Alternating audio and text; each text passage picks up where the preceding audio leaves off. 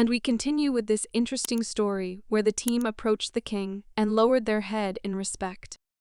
Ariella was actually a little perturbed, as Ray didn't want to lower his head and just stared at the king, so she tried to hint to him to lower it. Whereupon he did so and immediately also bent her over and paid his respects. The girl got a little embarrassed and asked if he was trying to embarrass her like that. But the king was also quite wise and took it all in stride. He asked the boys to look up and informed them that he had heard that they were returning to the Holy Realm. The girl looked at him and informed him that the fact that they had a chance to return to the Holy Realm was all thanks to His Majesty. Theogard smiled and reported that he had done nothing at all for this. All credit to the strong Holy Kingdom. But Ariella insisted, for thanks to the fact that they had received him in Cilia, they had been able to find the saint, and their return afterwards had been possible, so she bent her head and told him that she would certainly repay him. He thought for a moment, for he had become genuinely interested in such an offer, which he would not mind gladly taking advantage of. The king looked at Ray and asked if he was really the newly elected saint everyone had been talking about for so long. He was a little frightened, but he said it was true and introduced himself once again, giving his name. The king began to study it deeply and began to doubt it, for he did not feel it had mana in it at all. But if you analyze his body, it might seem that he has swordsmanship. Even Theogard himself had picked up on the fact that it was the second time in his life that he was witnessing the appearance of a saint, so he was also a little nervous. But now looking at him, he also realized that Ri was absolutely no danger right now. After he analyzed the whole situation, he continued his story, saying that he was really honored to meet two saints in one place. While the girl tried to say that the king was exaggerating, Ray turned to her and asked if they could just quietly pick up and leave this place. The king was a bit surprised after hearing all of this, so he didn't even realize how to properly react to all of this. He held out his hand and turned to the girl who just moments ago had informed him that she would be in his debt. It looked like he had an offer. Ariella was a little surprised, for perhaps the king was already prepared to do a special errand for her. The king asked them to look again at the interior of his room and tried to choose the right words somehow, for it was noticeable that he was nervous and did not know how to tell them about his request properly. The thing is that his cousin, the daughter of Archduke Silos, is sick and no one can cure her. They have already tried to cure her by all means. They have invited many priests, but none of them could determine the disease and make an accurate diagnosis, let alone cure her. He looked at the guys and asked them to at least look at it and tell him what it could be. But Ray was very surprised by such a request and started to behave ugly, because he began to aggressively refuse, arguing that they had no time at all. Ray looked at Ariella and asked her to refuse as soon as possible, for they still had a long way to go towards the kingdom. But she agreed, which surprised the guy a lot, and made him nervous, because he definitely didn't expect such a thing now, and was determined to move on, not to stop and give help to those in need. Even the king laughed, for he did not believe that they could agree, but now he had no reason to worry, for the saints would take care of the girl. He looked at the girl and thanked her very profusely for it, from which she began to feel very embarrassed, for she herself realized that it would not be hers alone. But still she accepted it, and they went to the garden, in order to consider it and move already to help. Ray was clearly not satisfied, for he did not understand why he could not go to the Holy Kingdom at once. Ariella smiled and informed that he was now also an employee of the Holy Realm. So if he learned how to handle divine power just by following her, it would be a great breakthrough for the world. But Ray was still not satisfied, because now they would spend much more time first going to the Archduke's estate, and only then going to the Holy Kingdom. Yes, that was exactly what Ariella's plan was. Meanwhile, the weather outside was beautiful, but that's not what matters most. They're going to treat a sick person, aren't they? He looked at the girl and asked, since they were the only ones who could help, didn't that mean they had to hurry now? He was willing to go anywhere if there was a sick person who needed help, because that was what a doctor's duty was. The priests were also already preparing for the march and approached the saint, informing her that it would not be as easy as it might seem. They had already reported to the Holy Kingdom on their return, and preparations for the appointment of a new saint were now well underway, so it was out of the question that they would even go to the Archduke. The girl stepped closer to him and informed him that it was a request from King Cilia himself, and she had no right to refuse him at all, so she asked him not to distract her. The priest asked if the king had promised anything in return. No, nothing like that. She was thanking him for allowing them all to stay here. He inclined his head and agreed with the girl, for in that case they couldn't refuse him at all. So for the sake of keeping good relations with Cilia, he would contact the Holy Kingdom and report the delay to them to postpone the ceremony a bit. Iriella tilted her head and thanked him for his understanding, informing him that they were going there right now to save some time. Due to the fact that people in this world have not yet learned medicine, the first patient Ray helped, instead of thanking him, gave him a fuss. As they moved out to help, he became very curious about what kind of person his second patient would turn out to be, and what consequences to expect from him. They had been walking all day, so as the sun began to set and night was approaching, the decision was made to stop the journey for the day and stop in the forest to spend the night and rest. The priest pointed his finger at the tent he and his colleagues had put up and asked everyone to go in there. They looked at the guy, who was upset that things hadn't gone according to the plan he had envisioned, and continued to discuss him, as they themselves couldn't quite believe that he was really a saint. They also noticed that he was actually a lot more handsome than the rumors that were going around about him, so they wanted to get to know him better and go up to talk to him. Ray was a little surprised after they immediately came up to him and started talking to him, trying to find out if he was really a saint. The girls kindly offered him their help, but the guy assured them that everything was fine and there was no need to worry about it. They were very interested in talking to him, so they asked his permission to stay near him as they were very interested in observing the guy. Ray smiled and motioned for them to take a seat next to him, as they would be comfortable. Perhaps he should invite one of them over for coffee when they had already arrived at the Holy Realm.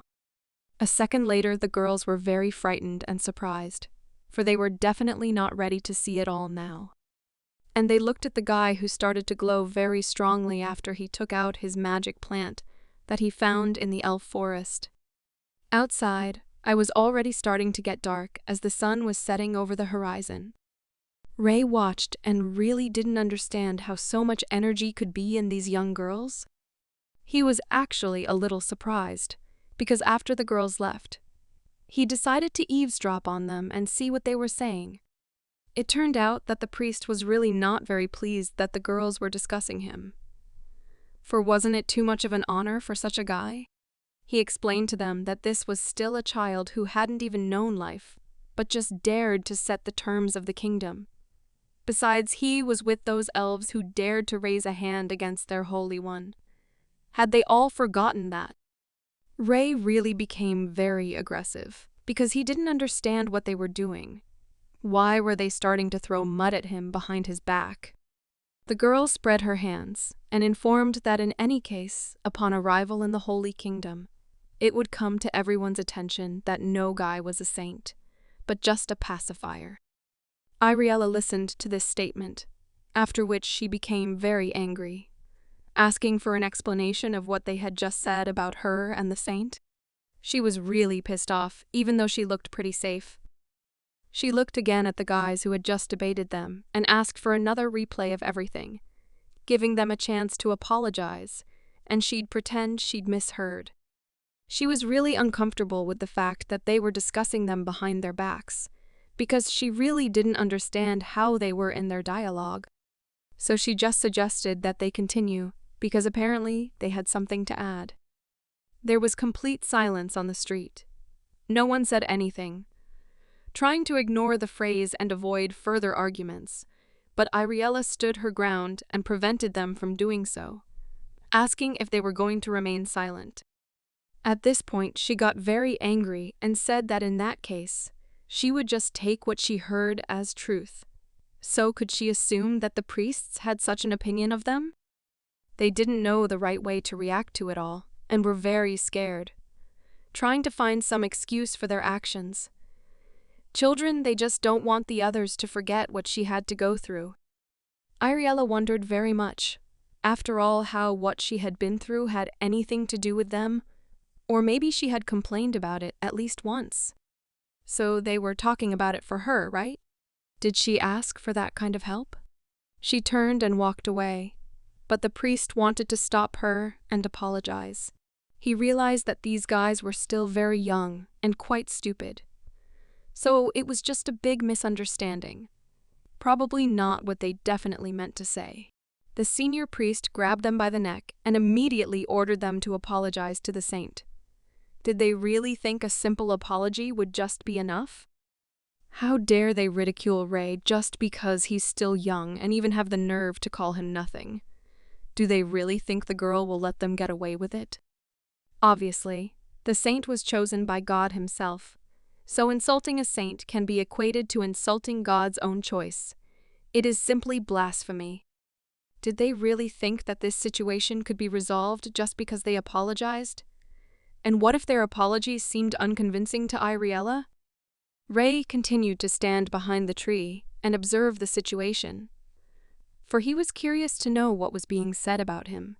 The priests had already begun to fall to their knees and beg for forgiveness from Lady Iriel, for they had no right at all to discuss such a thing.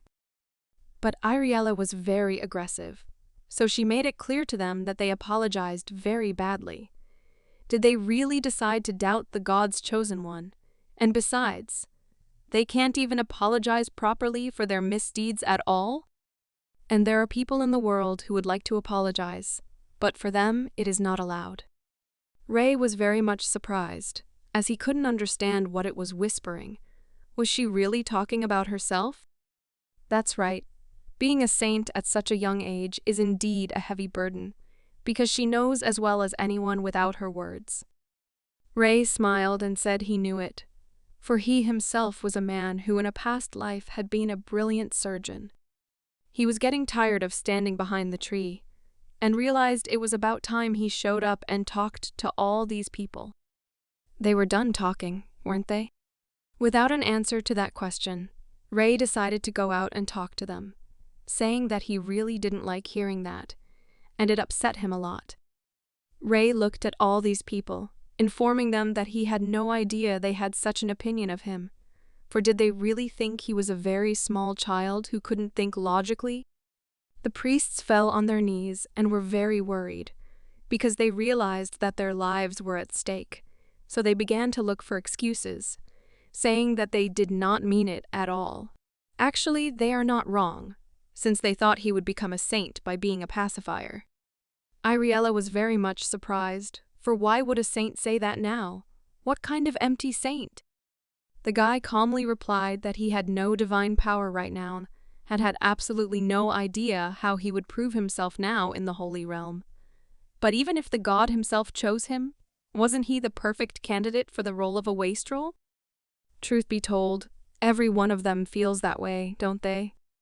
Iriella was also very much surprised, so she answered this question negatively. For why should he be a pacifier? Ray kept talking to her, but the girl insisted that God had his own plans. But Ray also didn't say that God had chosen him for no reason.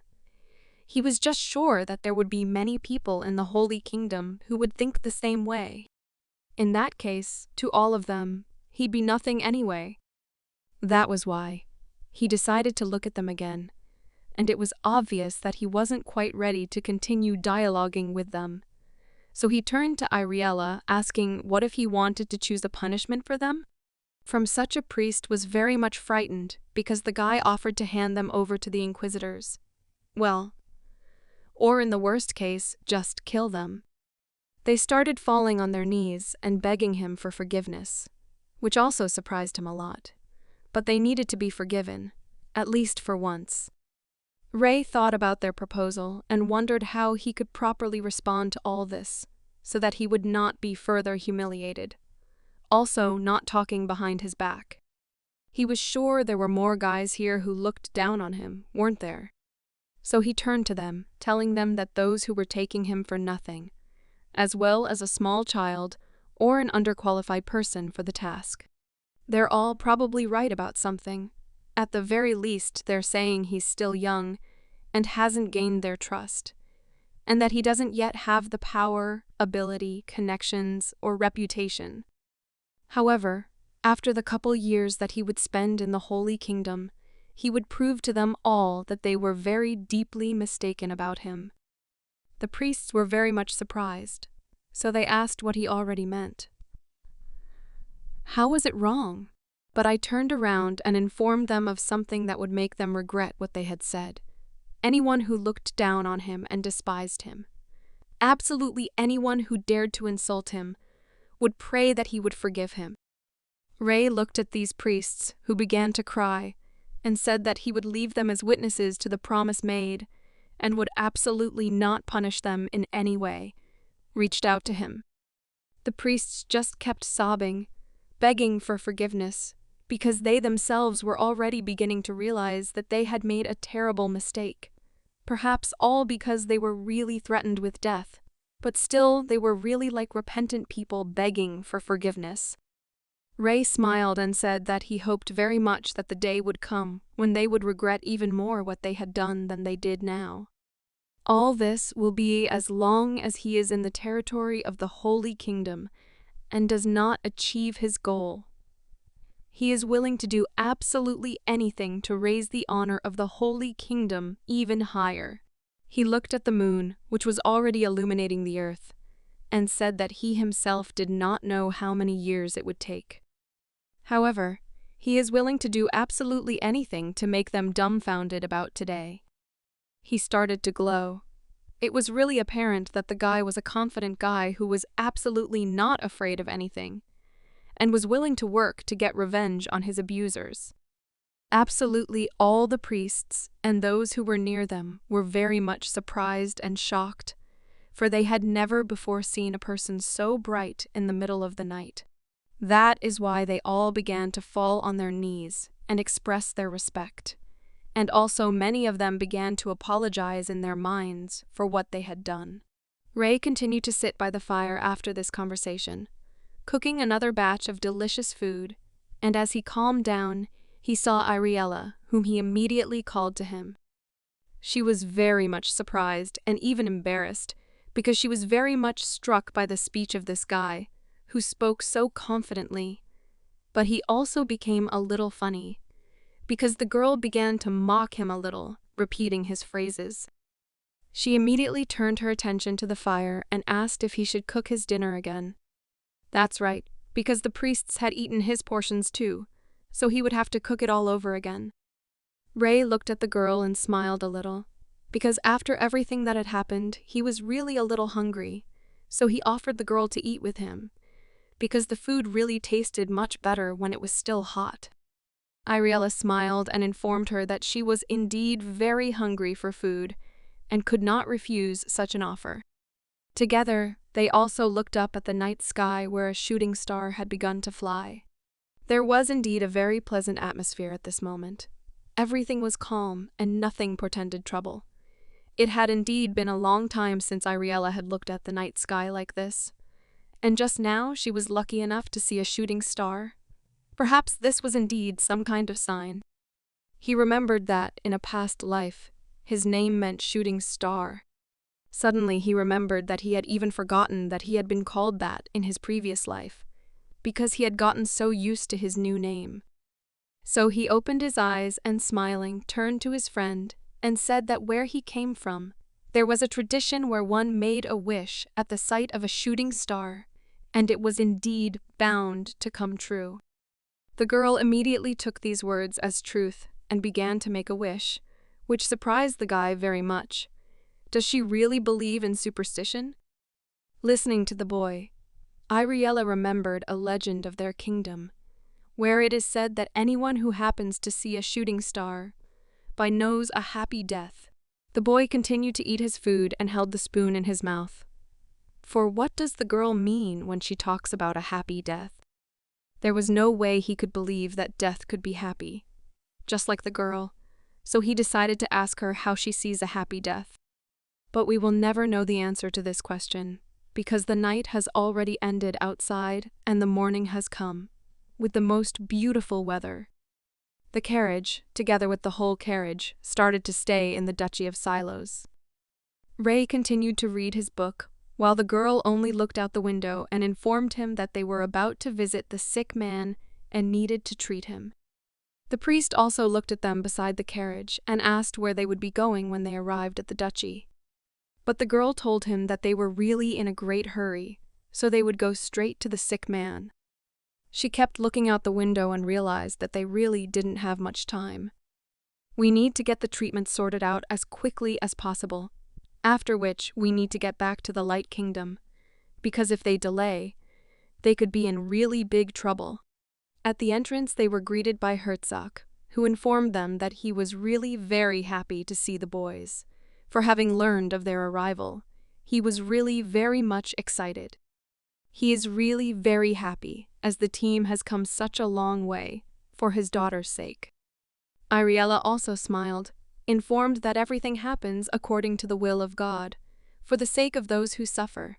They came to give her grace, because it is the duty of the saints, so there is no need to worry about it.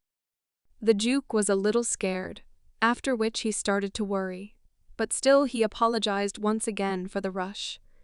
However, he would like to ask them to help his daughter as soon as possible, for to him her existence is like a tar, so he can't watch his precious children suffer. The team informed him that they were ready to go there right now, the Duke promising them to do absolutely anything they asked, if they still managed to cure his daughter. Ree was greatly surprised, for the Duke has so much faith in this girl even though she hasn't done anything yet. Of course, because being a saint, she possesses divine power is a great person. The maid asked everyone present to follow her, for she would lead them to the bedroom where the girl was. She knocked on the door and informed Mrs. Leela that the saint had arrived. Ray was very much surprised, no less than Iriella, for they had never seen such a thing before, so they didn't even know how to react properly to such a thing. They were visibly frightened. Looks like the guy was starting to figure something out. Was that really what he was thinking right now? The patient's arm, meanwhile, was covered with red spots that looked very horrible indeed. The girl stood up and lowered her head, for she was really very frightened, for absolutely no one could help her, so she was in despair. They were erythematous papules. Is this a case of dermatitis herpetiformis? Ray started yelling that they should have started treating her sooner so she wouldn't get into this condition. What were they even thinking before? Because it looked really disgusting. Iriella stepped closer to the girl, who had started to cover herself with her blanket, and was frightened, then asked her to hold out her hand to examine her. Since there was no other option, Leela obeyed her and graciously agreed to do it. Iriella decided to cheer her up by letting her know that she knew she was having a hard time, but from now on everything would be fine, and there was no reason to worry. She continued to hold her hand and used her magical power to heal the girl, whereupon the entire room began to glow with a bright yellow flash that blinded everyone present. Leela was shocked at what was happening and began to believe that her ailment would pass, and she would start living life like a normal person. Everyone in the room watched and was shocked, for divine power really does exist. After a few minutes, the girl's hand continued to glow, but there was no longer any trace there to remind her of this terrible affliction. Layla was shocked because her skin started to hurt a lot, like after surgery, but all the spots disappeared and she became a healthy person again. She pulled them out and was very happy, because this way she looked like a beautiful girl again, who should be worrying about what she should wear on a date, not about her sores. Leela began to cry with happiness, for now her hands were healed, and the treatment was fully completed. Iriella looked at the Duke, who was clearly puzzled and shocked, saying that everything had gone perfectly, and there was absolutely no reason to worry. He immediately ran to his daughter and hugged her very tightly, sobbing with happiness, which is exactly what she did as well. The Duke looked at Iriella and thanked her once again for her help. She really is a saint, for his daughter had suffered so much for the past 8 years, after which he had completely lost hope for her recovery, so he promised them that one day he would definitely pay them back. Iriella smiled and informed him that it was not necessary to do that at all, for everything was God's will. Ray watched the situation and was puzzled, because at first it looked like a skin defect that required a very long treatment. But the fact that she could heal people just by touching them was really respectable. He became very upset, for did medicine really have no meaning in this world? Iriella spent the entire day in their palace with the crew, as the Duke had asked them to stay with them to at least give thanks to the saints for their help. He ordered his workers to prepare a delicious table of the most expensive and luxurious dishes, and then invited the boys to the meal, worried that it might not be enough. But he tried to prepare all the best. Saint thanked him for the food and looked at him, informing him that doing so was not necessary at all, as it was already far more than they could have asked for. Lord Hoople looked at her and couldn't take his eyes off her, as he realized that from the rumors he knew that the saint was amazing, but he couldn't even imagine that she was so merciful and beautiful. So he would also like to thank her from the bottom of his heart for curing her little sister. She was a little embarrassed, even though she loved the attention in her direction. She was still confident that they could do the best for their Lord Gaia. At this moment, Hopel was really admiring the girl and also how modest she was after all. Ray, meanwhile, continued to sit frustrated. It was obvious that this situation really hurt him, because is medicine really not going to be needed? The Duke took notice and asked what had happened, for the lad was absolutely speechless. Perhaps he didn't like the food? Ray smiled back, informing him that the food was really great. It was just that he had been thinking hard about something, so he immediately apologized for making Duke worry. Iriella tried to remedy the situation by informing him that the saint has a lot on his mind that bothers him, so there is absolutely no reason to worry about it.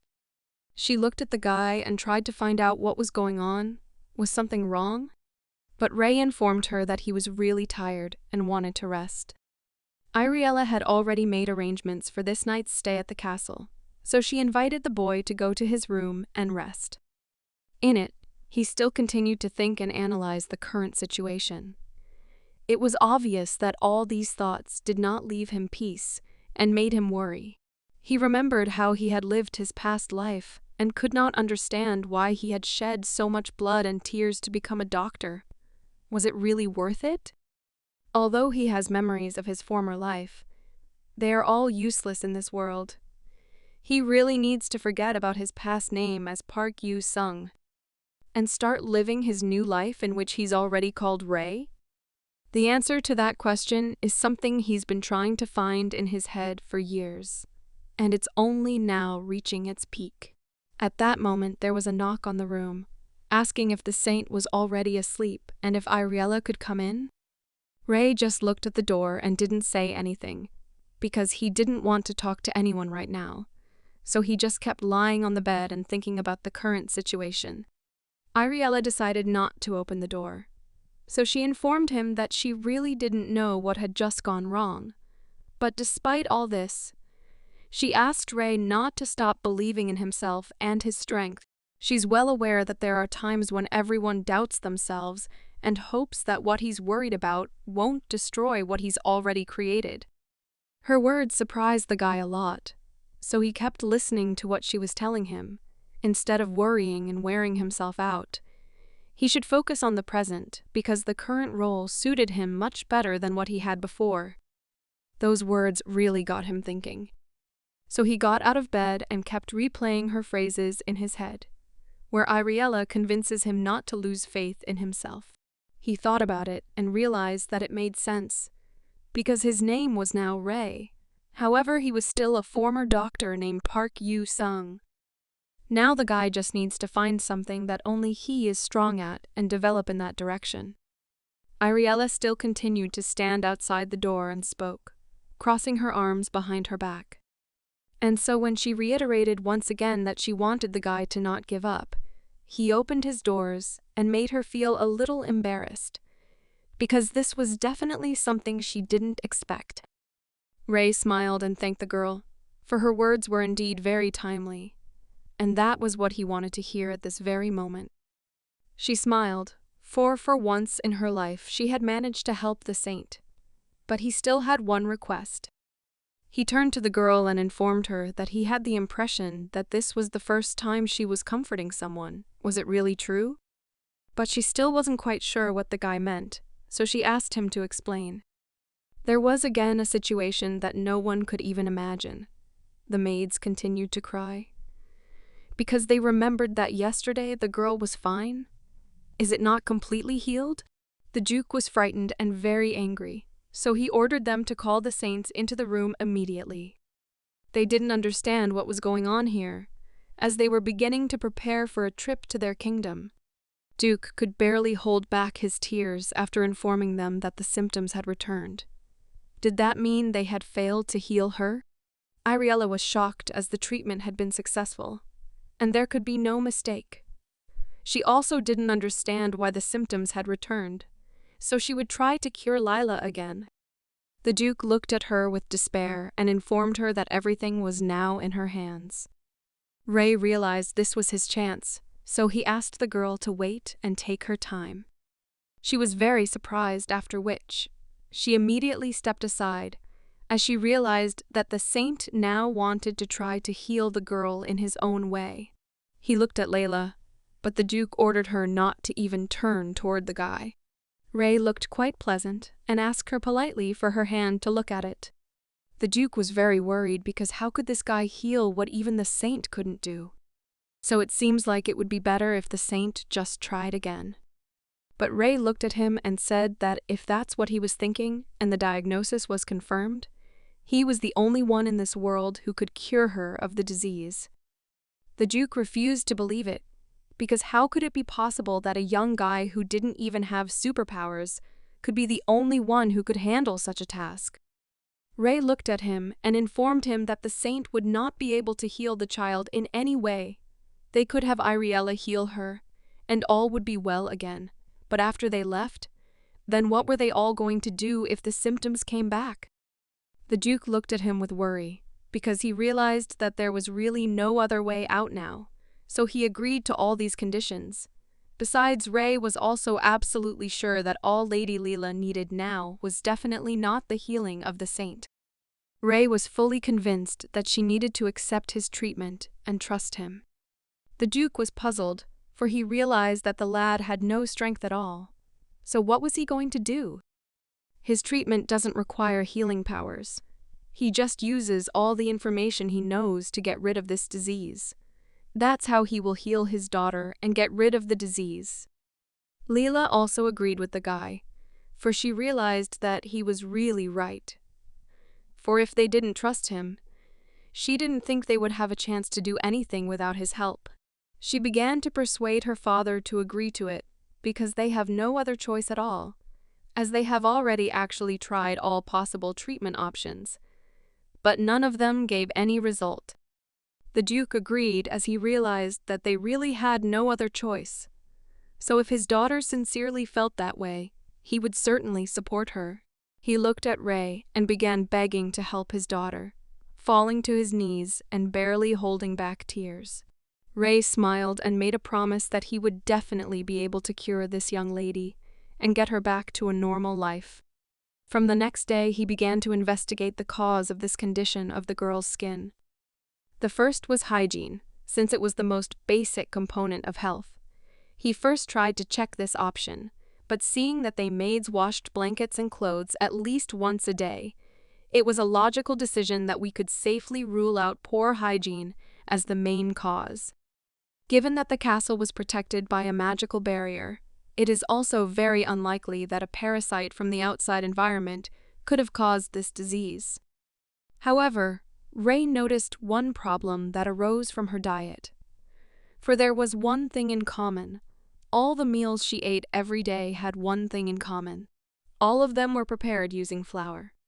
Not only is bread the most commonly consumed food in this world, so also even all the main meat products were garnished with flour products, which was very surprising.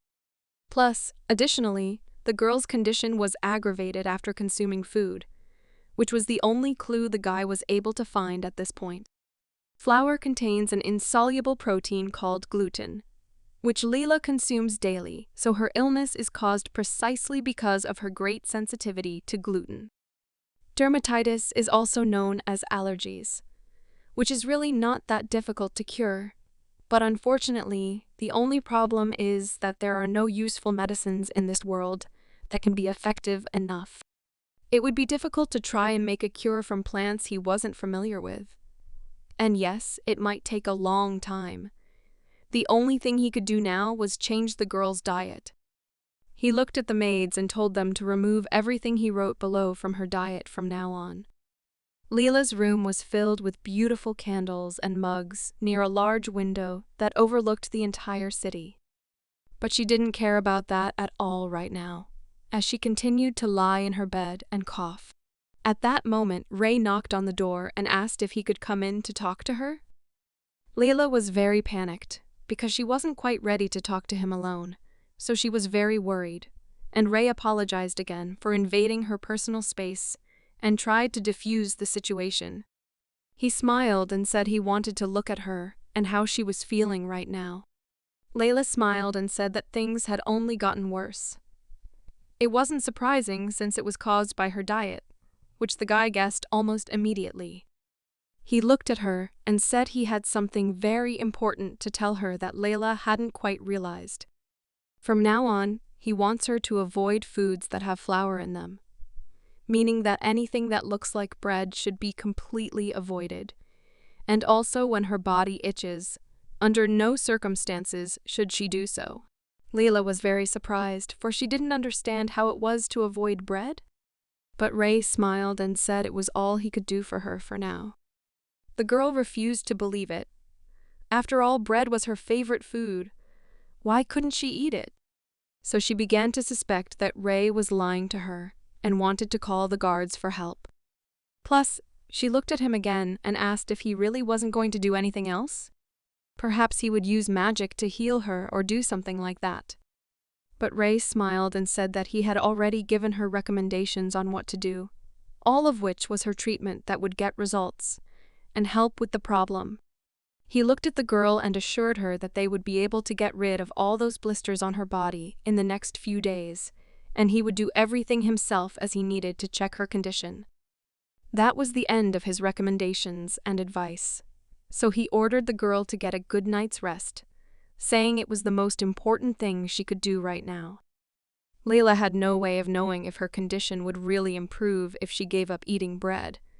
But how could it be related? Iriella ran to the door and asked the guy what condition the girl was in now, but he said it was only getting worse. Iriella was very upset, but seemed to be starting to guess where Ray had come to their world from, but still asked if he really thought she wouldn't get better if she tried to heal her again. Ray looked at her and informed her that her healing method was really useless, so if they used it again, everything would go back to the same state as it was now. But Iriella didn't understand his method of treatment after all. Could the girl really get better if she just went on a diet? If so, why didn't he do it right away? Iriella looked at him and said she believed the lad, but the Duke thinks otherwise, and as he himself realizes it, they can't stay in this castle for long now, as they have to go to the Holy Kingdom. Ray thought for a moment, for the girl was also really right, so a decision had to be made quickly so as not to delay. She was a little frightened, so she asked not to look at her with that look, as she herself could not do anything about these circumstances that had developed. Ray clenched his hand into a fist and said that it didn't matter now whether he could heal Leela or not, It mattered more than that. It would determine how he would treat all of his patients from now on. Ray looked at her and said he only needed 1 week to see the first results. She showed his finger a 1 and was pretty sure he would be able to completely heal the girl in such a period of time. Ariella looked at him, and there was nothing left for her to do but just accept the guy's decision.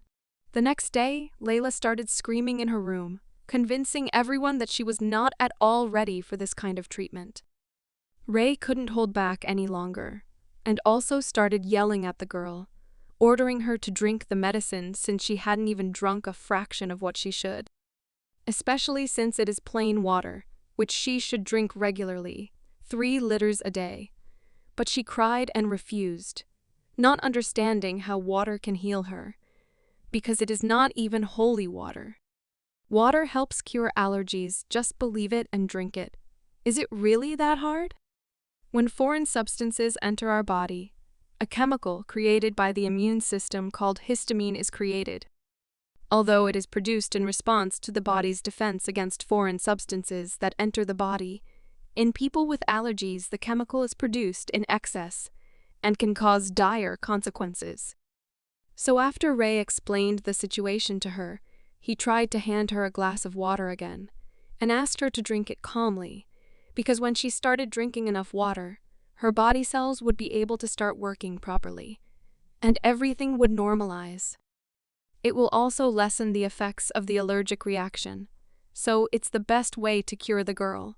So he just started pouring water from the glass into her mouth while she cried. Layla panicked because she couldn't understand how he could call himself a saint if he treated her like that.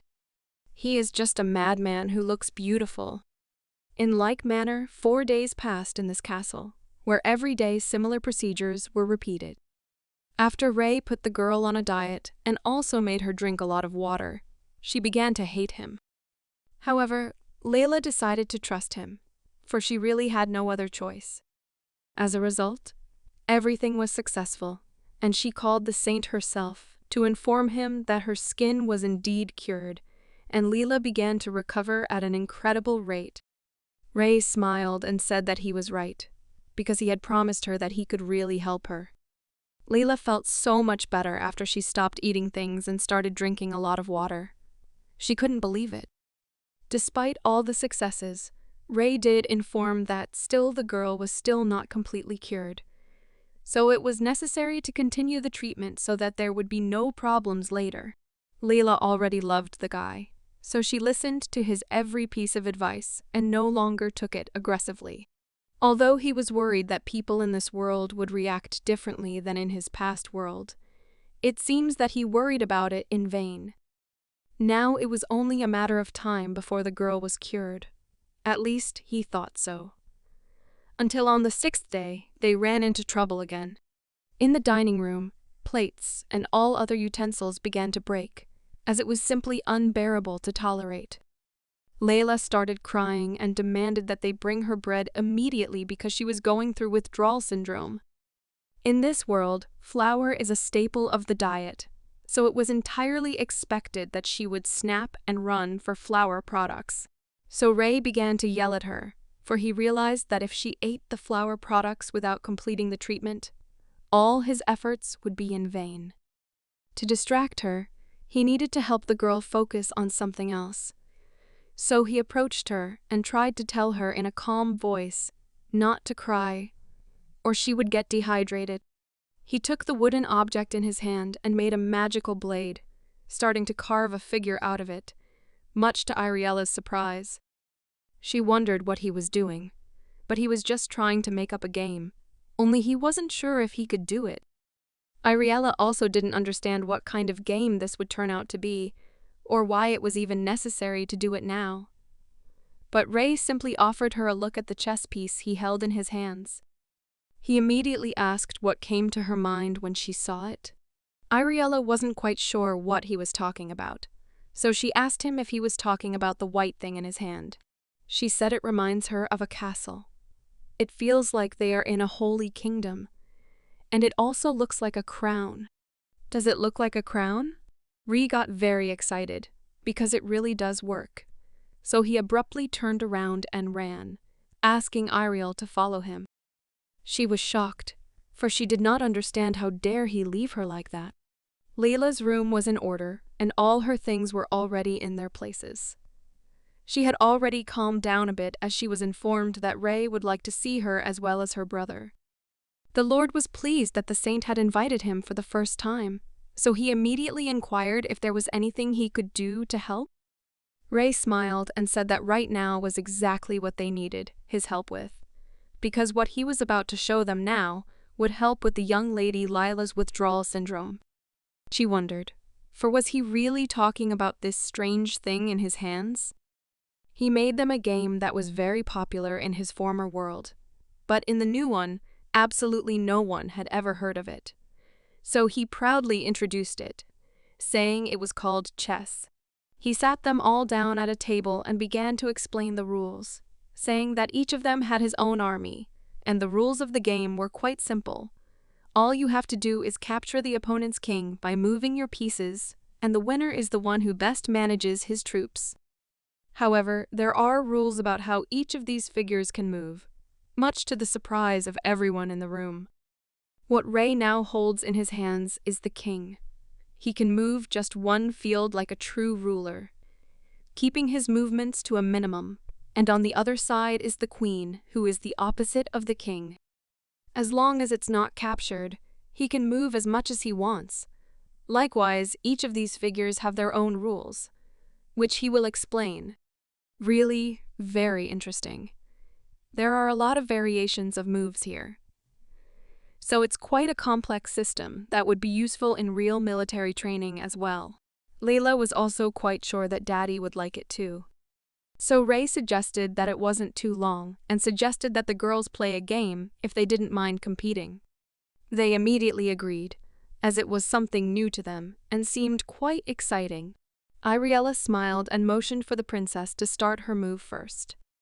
Layla was also very excited, so she graciously agreed, informing me that she would take the game very seriously.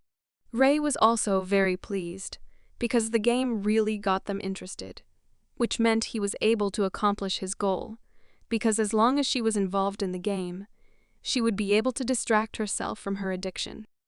Meanwhile, their game ended as one of the contestants made checkmate. The winner was Ariella, who was very happy about such a victory, and said that it was all thanks to the power of the Holy Kingdom. So they can try to hide from her, but she will still catch up with everyone. She started to get very excited, so she started dancing and taunting the girl, suggesting that she just give up, informing her that she would allow her to become her subordinate. This made Layla cry. She was very upset about losing while Ariella couldn't be happy about her victory. The Lord decided to help his sister, so he offered the saint to fight him to avenge his sister's loss. Ariella smiled and informed him that she was willing to accept absolutely any challenge, so she suggested that he start the game first, since either way, everyone would be kneeling before the might of the Holy Realm. Ray wondered. Things were getting much better than he had imagined. Did that mean they were enjoying the game? Another checkmate, only with black figures. Ariella smiled and said he at least tried to overpower her, but he only smiled, asking did she really think they were playing so easy? So the Lord took his figure in his hand and informed her that he was waiting for her next move, after which he would be ready to show the full power of their duchy. Ray smiled and suggested that they stop for a bit, so they wouldn't get so carried away, for up until this point he had thought it would be a good way to distract her from thoughts of flurry food. But there was an unexpected change of events. Word of the new entertainment traveled very quickly throughout the castle. So the father went into their room and was very much surprised, for his children had introduced him to a new game called chess, which the saint had invented. His son smiled, for this was indeed a very challenging and interesting game through which the Duke would be able to evaluate his strategic capabilities as a military commander. He was shocked that Ray could create such a perfect game. He knew that Ray had been sent to them by God himself, but if he could find a real use for this game, it would be great. After the Duke plunged into the game, the situation took on really strange proportions. The week they had agreed on was over, but why was no one talking about it until now? Ray was a little surprised, for he was not at all prepared for such an outcome, as he did not understand who all these people were. And why did even the servants also start playing chess? He looked at the boys who were also standing and starting to make figures in order to play this wonderful game. Now Ray was really thinking about it, because why was everyone playing chess? They were originally meant to be a game to help Layla distract herself and finish her treatment. So he just watched the situation excitedly and didn't understand what was going on here, as he never even thought that the game could completely take over the Silos castle. After all this, the Duke decided to call them into his meeting room, to which the boys kindly came. They looked at him and smiled very much indeed, as their mood was very fine, letting him know that they had shown up as he had requested.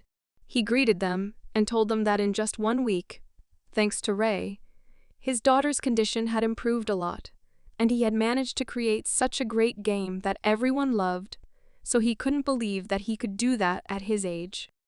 He was very pleased as his daughter's condition had indeed improved markedly, so he thanked them profusely for the work they had done. He tilted his head in gratitude, saying that when his father, it really hurt him a lot to see her in such a state, so he asked their permission to thank them for freeing her from such suffering. Ariella smiled very big and said that she had done absolutely nothing this time. Only the saint and his treatments needed to be thanked. The Duke smiled and asked her also not to belittle herself and her virtues, but indeed, the saint had done a really great thing.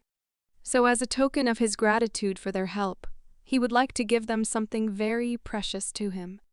Ray was very much surprised as he couldn't believe his eyes. Was he really going to get something now? This ring was given by the ruler of our territory. It was given to this kingdom back when they rescued the dwarves. Ray was very much surprised, for were they really willing to give him a family heirloom as a token of gratitude? Well, the Duke insisted on it, as this is how he expresses his gratitude, so he asked to receive it as soon as possible. Ray said he could never have accepted this kind of gift, but in his head he was already very excited as he realized how much money it was worth, and also realized how unique and rare it was. But the Duke insisted that the lad try it on, as it was very important to him. And so he put the ring on his hand and was really grateful for it. But still, he said he probably shouldn't wear it on a permanent basis. Ray was very much frightened and surprised. After the ring really perfectly sat on his finger, he could not believe it. So the Duke said that since he was made by the palaces, the pansies are such a simple thing. Ray smiled and thanked him for such a precious gift. But still you bet he can't accept it so easily.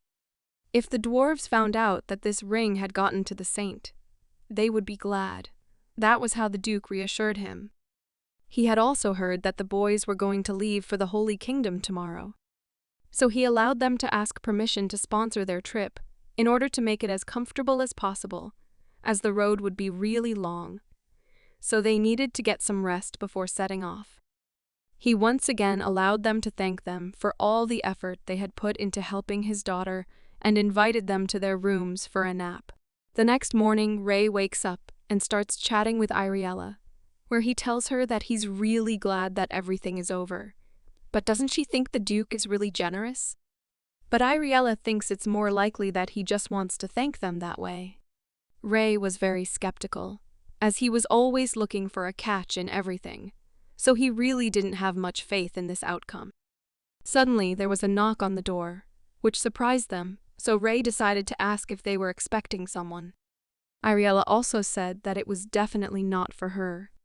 I wonder who it could be at a time like this. It was Layla and her brother who apologized for the late visit, for they had heard they were leaving tomorrow. The Lord was very happy because he couldn't even think that they would be able to meet a saint and a holy man that they had only read about in books before, because they had really helped with his sister's illness and created the game of chess, so they also wanted to thank them for everything they had done for them. Ray grinned a little and said that there was absolutely no need for that. And Ella also said that she was very glad to meet them, but that she was sorry that they couldn't stay here for long, because they had great things ahead of them. So the guys suggested they go on a night picnic, if they don't mind, of course, as there is a castle in the backyard with an incredibly beautiful view of the night sky. It's going to be really memorable. What do you say, Ray? Sure, it sounds interesting enough. Why wouldn't it be? The children were very excited, because it was also a great honor for them to walk together with the saints. So they asked in them to wait a little, so they could have time to prepare. After that, they turned around and ran to catch up with everything. The girl smiled and laughed really hard, much to the guy's surprise.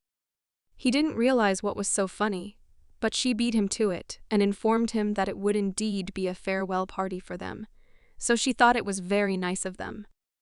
But Ray figured all he did was work for the good of the Holy Realm and scare off everyone around him. So he never had the chance to experience something like this, even in the previous world. Maybe this one had changed for the better and he never noticed? Iriella also noticed that she had never felt this way before. Ray also closed his eyes and thought about the moment when he first met Iriella. She was very chill, and I was going for my goal no matter what. She was also really incredibly cruel. But now the old Iriella is gone. She seems to have dissolved, especially after her questions about whether the world has changed. We can safely assume that she has in fact changed. Ray wondered if she was really going to look up much longer. Would they really start moving around and somehow help the guys organize the picnic? Meanwhile, the guys had already called them over, saying they really needed to hurry up and go to them. They were a little worried about maybe it's a bit of a modest picnic. But I need a big table too. The most important thing is to spend time together. Ray was a little surprised and immediately decided to inform them that he forgot to tell them one important nuance. The girl would have to avoid flour, and even after he left, so if the girl continued to eat flour, the disease would return. Layla was very frightened, for was she not fully recovered? No, because her body reacts to chemicals and flour products act as poison, so it is very difficult to recover from this disease. But Ray said that not everything is not so clear, because if she can hold on for at least 5 years, then by then the disease may already recede, which frightened the girl very much. The Lord smiled and said that he had prepared something for them as a gift, which surprised them very much while the girl kept crying because of not being able to eat bread. The Lord reported that he was going to light up the area, so he used his finger and magic power to make fireworks. A few seconds later, beautiful explosions began to form in the sky, illuminating everything around them. Ray was getting very excited about what was happening, like a little kid.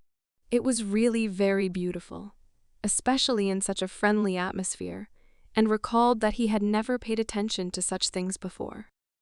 So he turned to the Lord and asked him some friendly advice. Does it really take a lot of mana to do something like this? He got a little embarrassed and informed him that so this might be the last time not seeing each other, he wanted to do his best. This pleased Ray a lot, as he seemed to have found some really good friends for him. If that is indeed the case and this is the last time they see each other, which of course is unlikely, then he wouldn't mind giving them a gift either. So he also decided to do the standard trick he had shown Iriella in the forest before. Ray took his finger and commanded it to light up and make an explosion.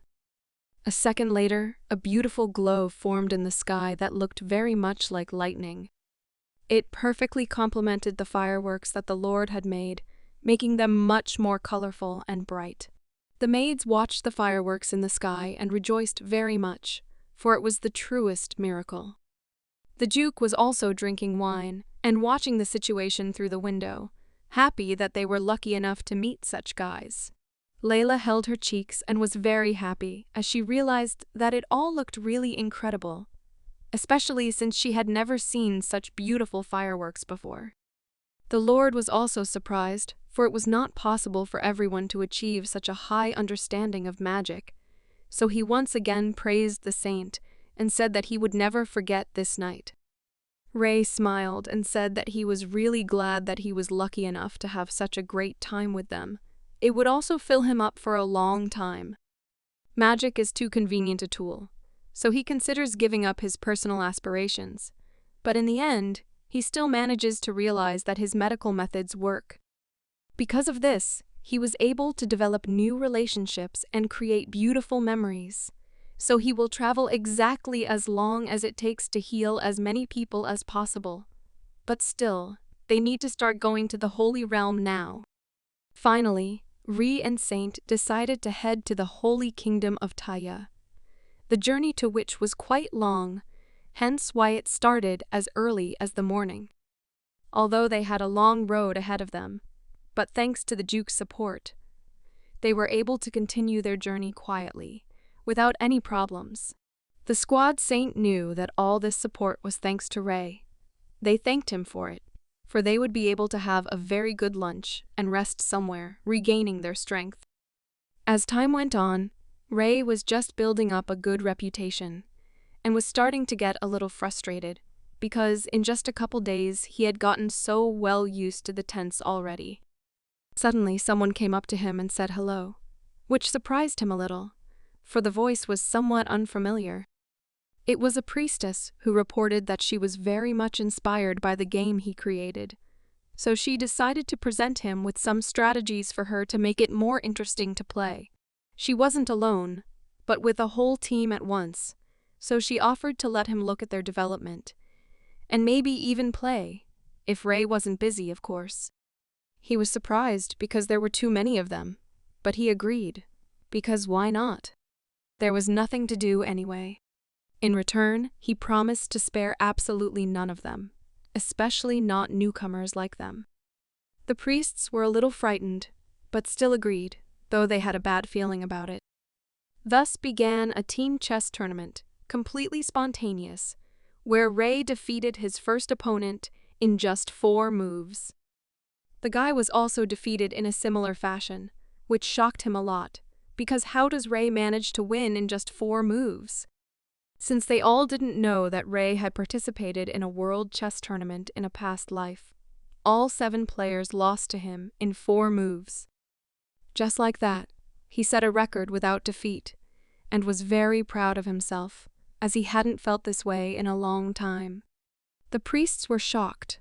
The girls started saying that they knew he was invincible, and the troop's chaperone changed his opinion of him forever. And so passed another day on the way to the Holy Kingdom, after which the team went to a solid rest before the equally long journey that lay ahead of them. The next morning the weather wasn't quite right as large clouds appeared in the sky, but still no rain was imminent. Rei was starting to get a little worried, as he got the feeling that they hadn't actually moved in all this time.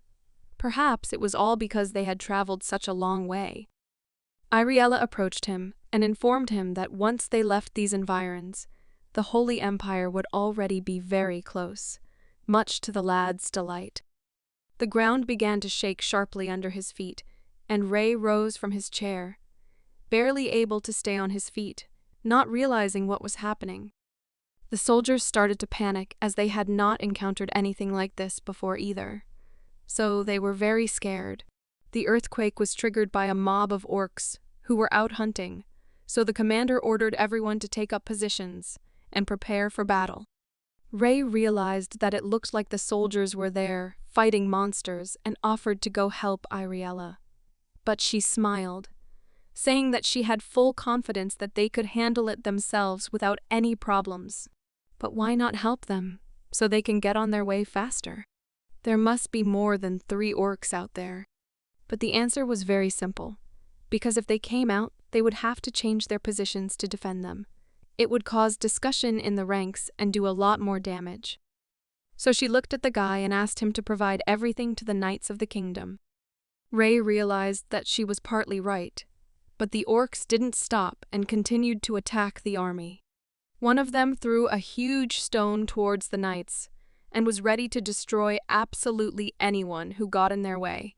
The knight on horseback repelled one of his blows, complimenting the orc as he himself had not expected that he could be so powerful. He clenched his teeth as he realized they had no other choice. So immediately shouted to the middle squad and ordered them to regroup to protect the holy man and the holy woman from the attackers. He ordered all the soldiers to try to prevent the orcs from making their way to them, but at this moment, an attack was already being prepared for him. His name was Hirio, and right now he was shocked at what he was seeing before his eyes. The orc's huge fist flew straight at him with great speed. Dodging it was very difficult. But to the rescue came Rei, who activated his superpower and created a shield that stopped the orc and forced it to stop. After that, he smiled, informing that even if he even went out, it definitely wouldn't be any worse. Because it seems like the knights are in a bit of trouble right now, right? Hirio was shocked at this outcome of events and immediately began to turn to Ri, asking what he was doing here, as it was indeed very dangerous. He smiled and said that everything was fine and the situation was under control. Things looked like the orcs outnumbered the knights in strength, so they could use the help. Rei stopped and used his magic power to stop them. It was like a bolt of lightning that traveled across the land and completely took over all the orcs in its path. It was a triple magic that even the guy himself was a little surprised by, since he had never practiced it before. Binding, Earth Spear, and Fire obeyed him this time. So he started attacking the orcs with all his might, burning them virtually alive. From this, Hirio was very much surprised, for he had never seen such a thing before. So he asked the lad if he was hurt and how he felt. In addition to that, he thanked the guy for blessing him with his protection, but he asked him not to worry about it as they should help each other. If the commander is not mistaken, the saint is quite young. How can he use such strong magic like this? Rei closed his eyes and said it smelled like roasted meat, so he wondered what orcs tasted like. The guy was able to use the fourth circle spell, Earth Spear, and all with just words. But how else was he able to use binding and fire along with that? Perhaps he is a fifth circle mage, or even reached the status of even sixth circle magic. But he didn't care as he continued to smile and enjoy his victory, calling out to Iriel.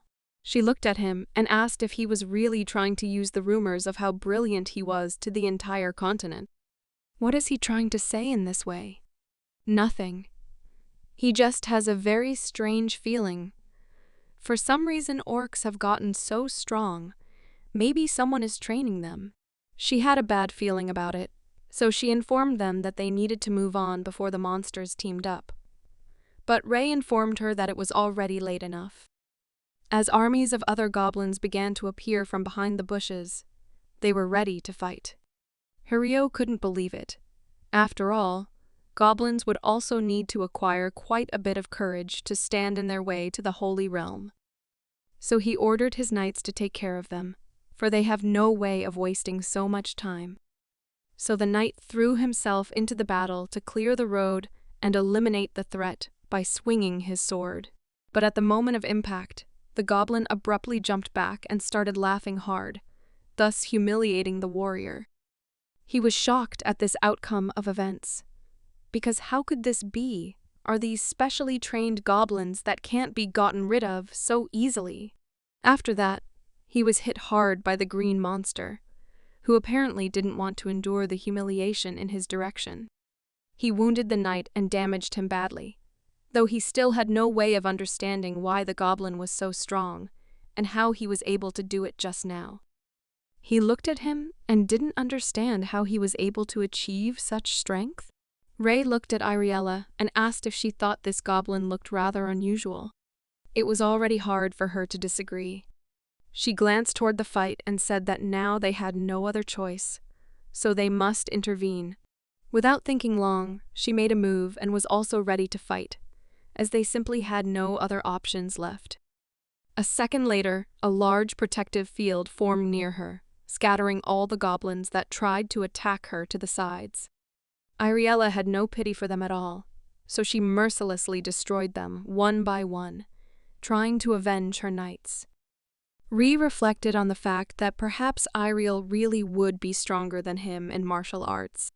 But at that moment, she shouted to the guy and warned him that a nasty goblin was pouncing on him right now.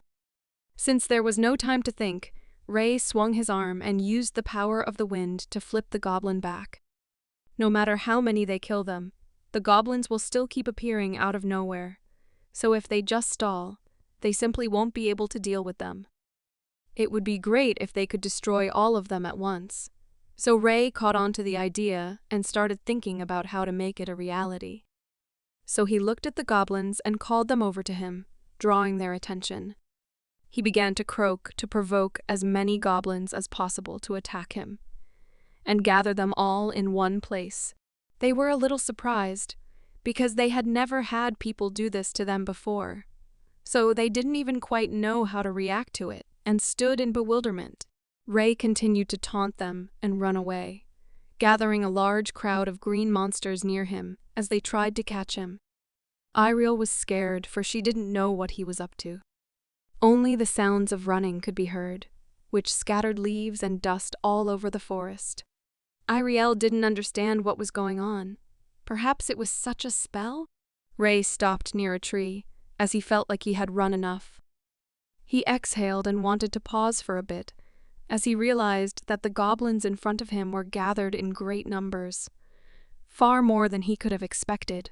Ray was beginning to worry if he had gotten them far enough away from the others, but there wasn't much time to think about it, so he reached out his hand and created a huge fireball. Goblins seeing this could not contain their laughter. They were laughing, because is this really all that the guy is capable of? Ray smiled too, asking if they were really having so much fun right now.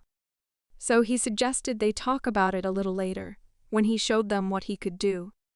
After a second, he activated his abilities to maximum and a large flame flew towards the goblins, which was like a meteorite and visibly instilled fear. Ray continued to laugh with them. For now, they themselves realized the situation they were in, for he had prepared a separate balloon for each of them. The two goblins were puzzled and pointed their fingers in the guy's direction. Right at that moment, they were all blown apart as a large explosion was formed that could be compared to the power of an atomic bomb. The knights who were at a very far distance were also blinded by such flames, so they tried to close their eyes so that they wouldn't be hit by so much light. The commander was overjoyed, for now he understood where the saint had run to and why. He started to worry about him, so he yelled in his direction and started running to help him, asking if he was okay. A huge hole was formed at the site of the explosion, several meters deep, and as happens in the movies, out of the smoke came Ray, who immediately started addressing the soldiers and asking how long they were going to stand idle, because it seems they have a long way to go, doesn't it? He smiled and suggested that they all hurry up and get the hell out of this forest, and hopefully they wouldn't meet any more monsters along the way. The soldiers asked for some time and said they would be ready to go very soon. By the fire, Ray decided to ask Iriel, as he was curious. Were the monsters usually as strong as the ones they had faced today? She answered that no, because their squad often dealt with them themselves. But today had been very difficult. She got a little frustrated and emphasized his mana, much to the guy's surprise. He also wondered, after all, if he underwent the rite of baptism, his mana would be gone forever. But Ray still didn't understand. Did that mean it would completely disappear from his body? If he is baptized in the Holy Realm, God himself will bestow him with divine power. But as we know, the human body can only store one type of power, and divine power has the same properties as mana. If divine power entered his body, and there was mana present, most likely it wouldn't be able to withstand it, and the guy might die. Therefore, before endowing him with divine power, the mana in Ray's body would gradually be replaced by divine power. He asked, what happens to those people who don't have mana? In that case, the divine power would fill the body without any problem. But what about mages and their circles of power? They can't keep them, right? That's a really good question. So Rei continued, can mages who don't possess magic circles really get divine power? But it works in a completely different way. God will create mana vessels in the body so that those can use their divine power. Once that happens, the God-created mana vessels they used to call the golden chains will control all the mana that circulates in his body. But what are gold chains? It's just a term coined by the saints. They cannot go against the word of God because they are not allowed to say or do anything that goes against their faith, so they call it the golden chains. Isn't that ridiculous? I mean, they can't even say what they really think. So Rei also wondered. After all, their actions were against their own taboos, so he asked the logical question, what would happen if you broke the rules? Iriella took the sticks in her hand and decided to remind herself of what she had been told, that the golden chains controlled the mana in a person's body. So if you broke the rules, all the mana in the body would disappear, and he would disappear with her. So to better demonstrate this, she threw these branches into the fire. After which, she started laughing an evil laugh, saying that the disappearance would happen forever. Rei wondered, for could one extra word destroy him? It was pretty much a threat to anyone who dared to say what he wanted to say. But Iriel did her best to reassure him, because there really aren't that many people out there who have disappeared this way, so Rei needs to be careful to avoid it. Either way, it's nothing to a saint, even though he'll lose the mana that's currently flowing in him. Rei was a little scared, since he still had so many questions he wanted an answer to, so he decided to try to get one. If the mana disappeared from his body, would he be able to get it back later? But Iriel upset him, for if the mana disappeared, it would be forever, and it would be impossible to get it back. She asked Rei not to be upset. After all, there were also advantages to divine power. He might not be able to use magic, however, he would be able to cast divine spells on others. He closed his eyes as he didn't want to say goodbye to his build-up.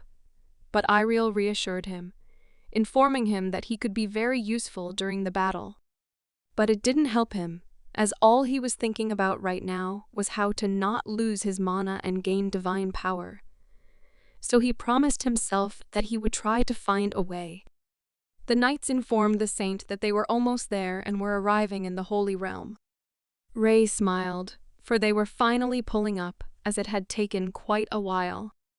The priest looked out the window, and Iriel asked him as soon as they crossed the border to head straight for Salonia. Rei was displeased, for why were they going to the capital again?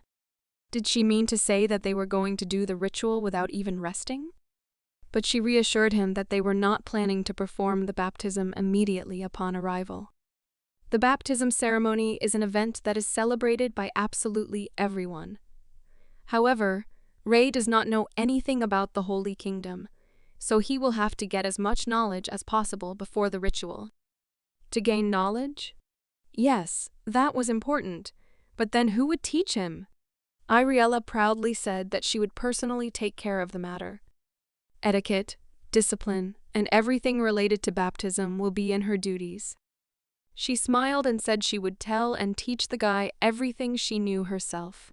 At the entrance, they were greeted by a huge and very beautiful castle, which delighted all the visitors with its beauty.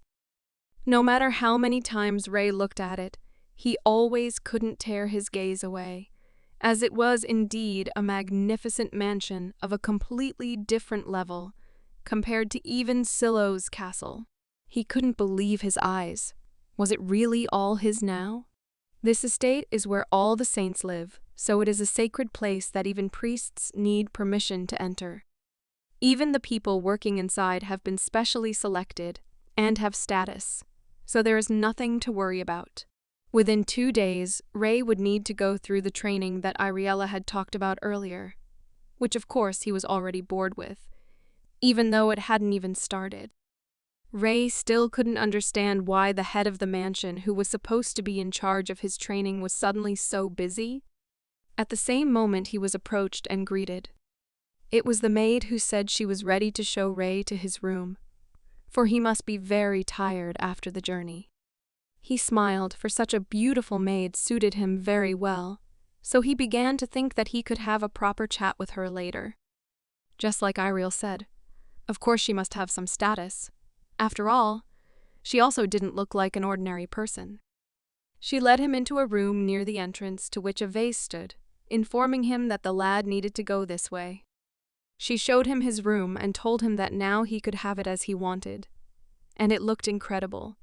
You'd agree. She lowered her head and asked him for a proper rest, since right now she would have to leave him. So Rei smiled and thanked her for her work. He was very surprised, for such beautiful communication really amazed him. He could not believe his eyes. Rei is really becoming a saint. Who would have even thought of that before? The next morning there was a small discussion in the castle, where the speaker asked for a moment of attention. She reported that they really don't have a lot of time, so there's a lot to catch up on and learn, so they need to focus as much as possible. She waved her pointer, asking why not look at the materials she had given. But Rei couldn't take her normally, as he was annoyed that she was so cheerful. She continued the story, saying that if you look at the first page, but Rei interrupted her, saying that he had already learned everything. No one could believe it, but he smiled and said that the 3-day baptism ceremony is divided into 3 main categories: the welcoming ceremony, then the embracing of the saint, and finally the receiving of divine power from God. So of these 3 steps, the last one takes place in a holy place, with the saint in absolute isolation. And also during the baptism, the saint must not lower his head, and he is allowed to greet others only with his left hand, placing it on his upper abdomen at an angle of 70 degrees. The teacher was shocked and kept listening, because there are still 3 basic rules of table behavior. Don't make noises while eating. Never put your head down, and always keep your back straight so your elbows don't go behind your torso. She couldn't believe that the guy remembered everything so well, so she began to wonder if he was human at all. But he was interested in the 3rd part of the ceremony.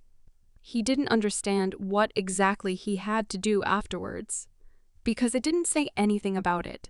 He looked at his hand and said that the only thing he knew was that he would need to show his sincerity to God, so he asked the girl to tell him what she did before her ceremony. But she said absolutely nothing, just ate and slept all week, which really surprised the guy as he thought she was joking. But it was pure truth, for after a week, manna vessels appeared in her body, and she felt the divine power begin to flow through her body. Did the vessels of divine power appear without her knowledge? How is that possible? Maybe that's why it's called divine. Anyway, Rei has memorized everything, but his manners leave a lot to be desired. Even if his memory is beyond human comprehension, there's no way he can internalize the custom, because memorizing everything and showing yourself in action are 2 completely different things. She smiled and indicated that it was time for a good snack. Just her to personally test all of his skills in action, which Rei graciously agreed to. Like a true aristocrat, he placed his napkin on his clothes and straightened his back, preparing to gobble up the prepared dish with his knife and fork. The girl was shocked that he knew everything, so she decided to ask him if he was doing well. The answer to that question was obvious. But she didn't calm down, so she started waving her hand, letting him know that there were more things to work on. So the guy should be put down. But what exactly? Does she really want to pick a fight with him? He had no way of understanding why she was so strict and what she wanted from him. But she now kept yelling at him, ordering him not to talk with his mouth full. But he still couldn't understand why. What was going on? She smiled and said that pesky nobles would pick on everything he did, so she planned to keep an eye on him throughout his training, so no one could shame him later. Rei was surprised and said that he didn't need that help, so let the girl better go and rest. but she insisted that it was very important. Because how could she go rest if Rei was in such a predicament? At this point, the dialogue was interrupted by a maid who approached the saint and asked her permission to express her thoughts. She thinks Rei shouldn't live in the mansion allotted to the newly minted saint just yet, as it might attract too much attention and cause rumors about them. She realizes it's rude, but still insisted on considering this point of view. After all, she was just sharing her thoughts to avoid trouble. Saint thought about it and looked in her direction. She leaned back in her chair and asked what the maid's name was. Her name is Belacroix C. Euclid Wood. Did she really say Belacroix? It's one of the 3 noble families.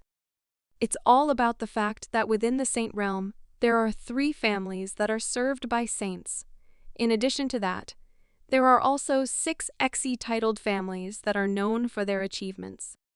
So why would an important person like her be chosen to be a servant on a saint's estate? Though she tries to smooth things over, Iriella realizes that she has to be very careful here. So the maid understood everything and said that she had better go back to her place, which was really the right decision in the current situation, because Iriel was already starting to get angry. Iriella looked at her, and there was a really suspicious look in her eyes. It looked like she was trying to look into her soul with her gaze. So she said she'd remember the girl and thanked her for the advice, so she didn't look uncultured enough. Rei also looked at her, and was surprised at the last name Belacroix. If she has a title, that means she's from the nobility, but do nobles even work as servants? The status of a saint was indeed much more significant than he had thought, and that pleased him, as he had loved power since he was a child. Night came, and everyone went to sleep in their rooms. Suddenly the doors opened abruptly and emitted a rather unpleasant creaking sound. Rei, meanwhile, was already fast asleep, as he was very tired and could hear absolutely nothing near him. The very same maid came up to him, her eyes burning red. It looked like she was ready to do something very bad now. But her motives were not quite clear yet. She ran her palm near the guy's head, seemingly trying to cast a spell. Then she clenched her hand into a fist and slapped it on his shoulder, not hard enough to not wake him up. Her look spoke for itself. It looked like she wanted to get back at him for something, perhaps for taking her place and becoming a saint. After this ritual, she turned around and left the room, also with burning red eyes. The next morning, Rei decided to have a cup of coffee to perk himself up and get in the mood for a long day of work. He looked at the maid and praised her for being able to make a really very tasty tea, whereupon she thanked him and informed him that it was brewed using flower petals of Ceylon herbs. Last night she had entered the room so quietly that even the attentive Rei, who was skeptical of all this, had failed to notice her. She did nothing, however, and the next day was as peaceful as it could be, as if she had intended nothing. Iriel looked at her and informed her that she was rather suspicious. She approached the saint once more and informed him that everything was ready for the ritual, so he should follow her. But he was very surprised, for the beginning should be in the afternoon. But the maid insisted on it, because the guy still had a lot to prepare for the ritual, which really surprised him. Iriel also smiled and said that Rei must impress a lot of people. The outfit suits him very well. Isn't it amazing?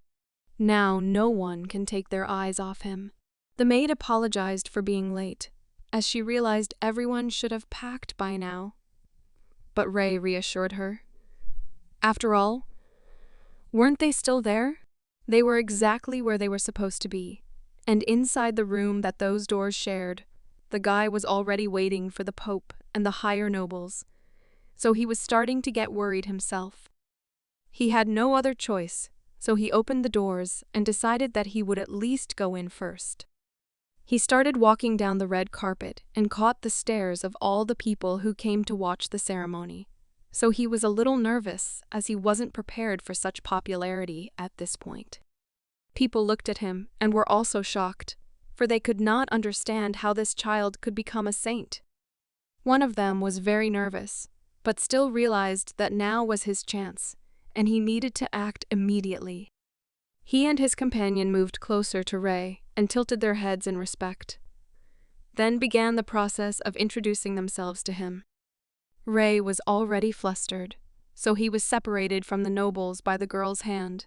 Iriel said that she was very happy that they wanted to meet the saint, but it went against the rules of etiquette of the preceding ceremony, so they would have a chance to congratulate him after the ritual. One of them got very upset, but still both of them realized that really now the girl was right. The maid also asked them to be more polite to the saint before the ritual, and they should also avoid rude behavior.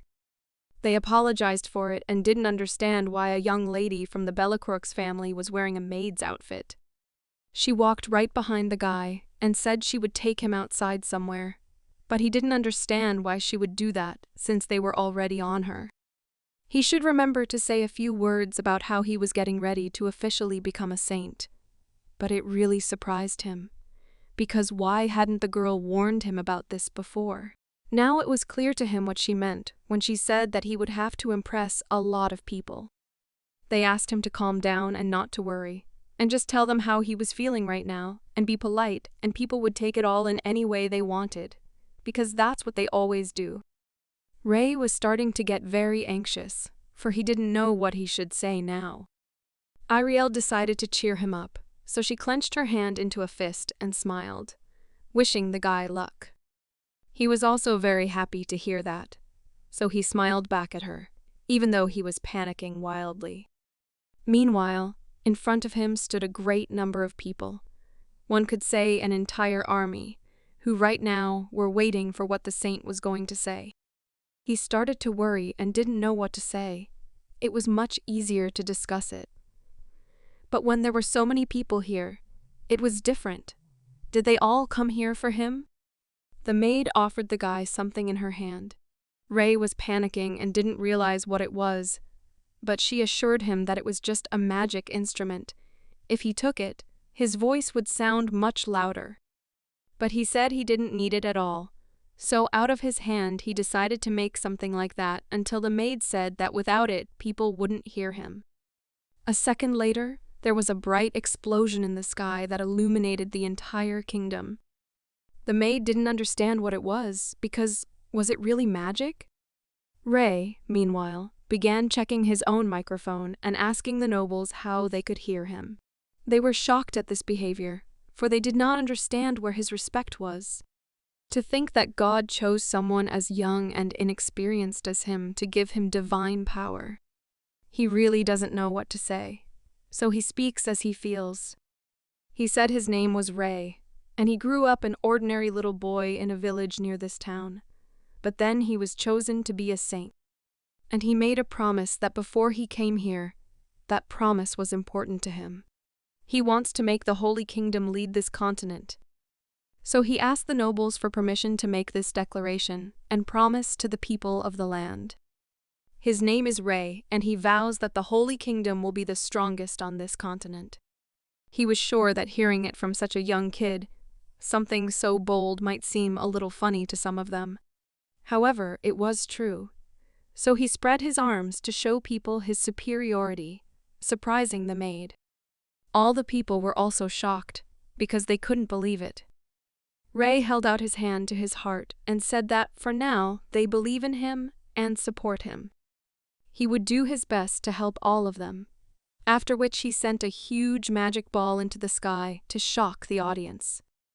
People could not understand what it was, if it was a meteorite, and how it could be, because this is the magic of the 9 circle, which only the highest mages are capable of. After that, they realized that Ri was a high mage and began to welcome the new saint. When the show was over, he ordered the meteorite to disappear with a simple snap of his finger. All the people rejoiced and continued to praise the new saint. And the guy himself was already very pleased, although he did not understand where he should go now. So the maid decided to help him and asked him to follow her. She also asked for the future not to make such big speeches next time, as it was quite promising. But Ray was surprised by this. After all, Why is she only informing him now? The holy arch welcomed the new saint and shone, letting in the heavenly rays. The guy asked if they had finally arrived at the new place. Yes, so he needs to lie down in a circle. The maid informed him that as soon as he felt spiritually ready, let him ask God for the gift, which scared and surprised the guy a lot, making him nervous. He lay on that rock and didn't realize he even needed to speak. So he closed his eyes and thought that maybe he should just greet him to begin with. So with his eyes closed, he started to say hello to him, but there was still no response. After a while, he opened his eyes and was greatly surprised, for it looked like something had just happened. He began to get hysterical, for it was as if he had just fallen asleep without realizing it. The so-called God hadn't even shown up, and his back was starting to ache from lying on a hard surface after spending the last couple days in a good bed. Ray looked around and didn't realize where Euclid was now, or why she wasn't by his side. But she was standing on the other side with her eyes closed, which surprised the lad very much, for had she really been by his side all this time? So he thought he should probably go up for Euclid, and not at all because his back hurt. But she stepped closer to him and asked if God had answered all his questions. Ray smiled and said that it was definitely God, and there was no way his voice would leave his mind.